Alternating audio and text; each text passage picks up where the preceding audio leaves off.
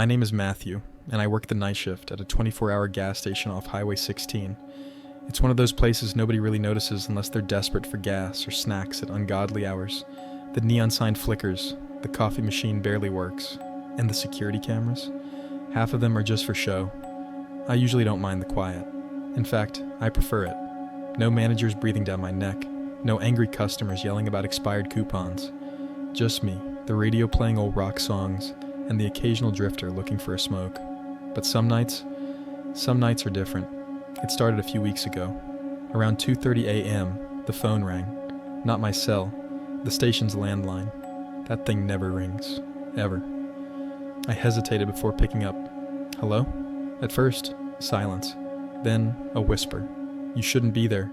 Click. The line went dead.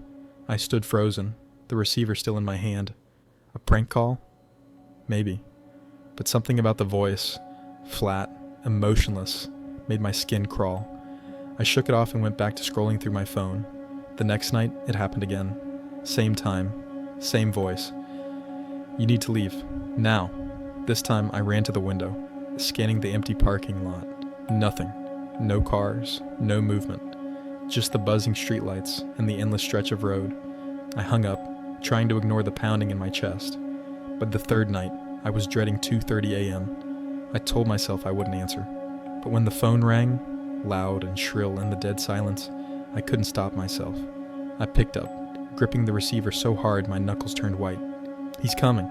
The call cut off. Something was different this time. The voice sounded closer. My stomach twisted. Slowly, I turned toward the front doors.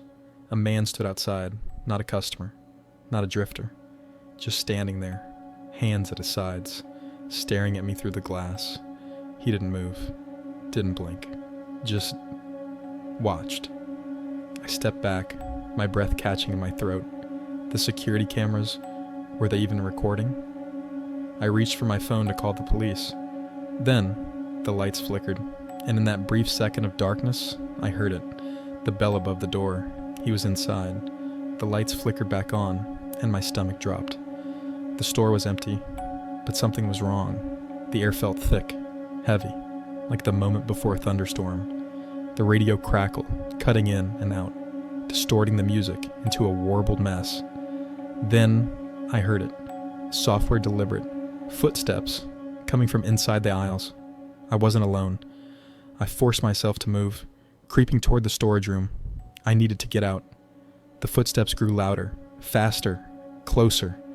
I threw myself into the storage room and locked the door, pressing my back against it. My breath came in short, ragged gasps. Silence. Then, a single knock. Software playful. I told you to leave. I sank to the floor, shaking. The knocking stopped. The radio buzzed. And then, nothing. After what felt like hours, I finally got the courage to peek outside. The store was exactly as I left it. The door was still locked. The security footage? Blank from 2:30 to 2:35 a.m. I quit the next day. But sometimes, late at night, I still hear the phone ringing, and I never, ever answer.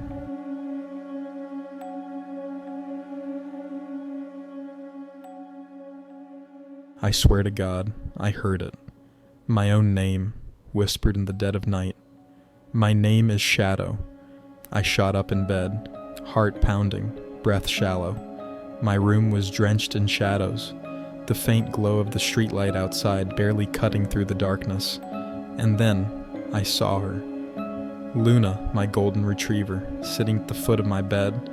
Her head was tilted, eyes locked onto mine. Luna! My voice came out hoarse, trembling. She didn't move, just sat there, eerily still, her tail limp against the floor. I shook my head. Maybe I'd been dreaming. The stress of work, the late nights.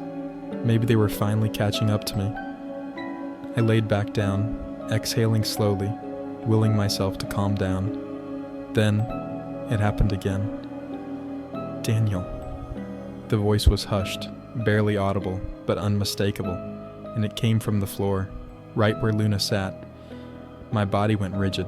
I could hear my own pulse hammering in my ears. I sat up slowly, staring at her. Her mouth hadn't moved. Her chest rose and fell with slow, deliberate breaths. "What the hell?" I muttered, and then, without warning, Luna's head twitched violently, like something had just yanked her from within. She let out a low, guttural growl, one that I had never heard from her before. Her eyes were locked onto the darkened corner of my room.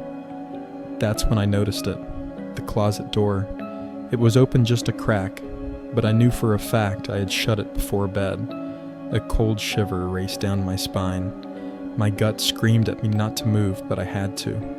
Slowly, I reached for my phone, gripping it so tight my knuckle turned white. The screen lit up, and I switched on the flashlight, aiming it at the closet. Empty, but then a whisper right behind me. "You shouldn't have looked." A blast of icy air swept across the back of my neck. My breath hitched, my body frozen in place. Luna let out a sharp bark, lunging at something unseen, snapping her teeth wildly at the air beside my bed. I didn't think. I bolted. I yanked open my bedroom door and stumbled into the hallway, barely managing to pull Luna with me. Slamming the door shut behind me, I pressed my ear against it, my entire body shaking. Silence. Then, a single knock, and a whisper seeping through the wood. Let me in. I never stepped foot in that room again.